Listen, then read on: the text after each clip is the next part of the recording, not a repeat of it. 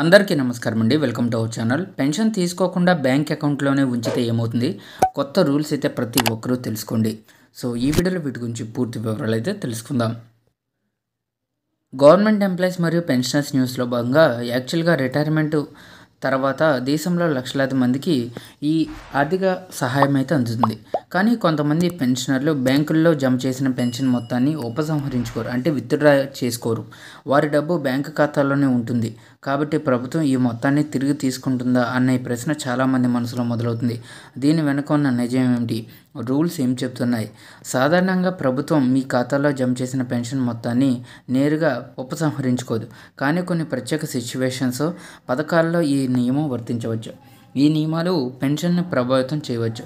మీరు 6 నెలలు మీ పెన్షన్ను ఉపసంహరించుకోకపోతే ప్రభుత్వం అటువంటి ఖాతాను అనుమానాస్పదంగా పరిగణిస్తుంది. ఎందుకంటే ఆ ఖాతాలో ఎటువంటి లావాదేవీ కనిపించకపోతే పెన్షన్ మొత్తం సరైన వ్యక్తికి వెళ్తుందా లేదా అనే సందేహం అయితే ఉంటుంది.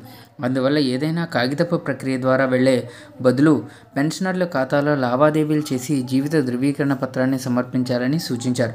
దీనికోసం ఎల్లప్పుడూ కూడా బ్యాంకు ఖాతాను యాక్టివ్గా ఉంచండి, కేవైసీని అప్డేట్ చేయండి. పెన్షన్ నిలిచిపోతే వెంటనే ఈపీఎఫ్ఓ లేదా బ్యాంకును సంప్రదించండి.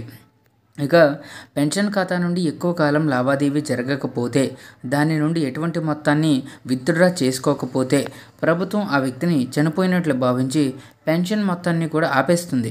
కానీ దీని అర్థం ప్రభుత్వం బ్యాంకులోని మొత్తాన్ని తిరిగి తీసుకుంటుందని కాదు.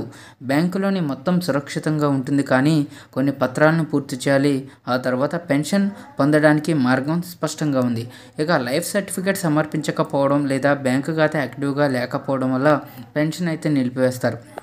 అటువంటి సందర్భంలో పెన్షనర్లు వెంటనే సంబంధిత సంస్థలను సంప్రదించాలి. ఈ ప్రక్రియను ఆన్లైన్ లేదా ఆఫ్లైన్లోనే పూర్తి చేయవచ్చు.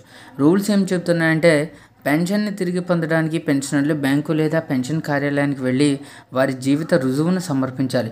వారు తమ జీవిత ధృవీకరణ పత్రాన్ని సమర్పించాలి.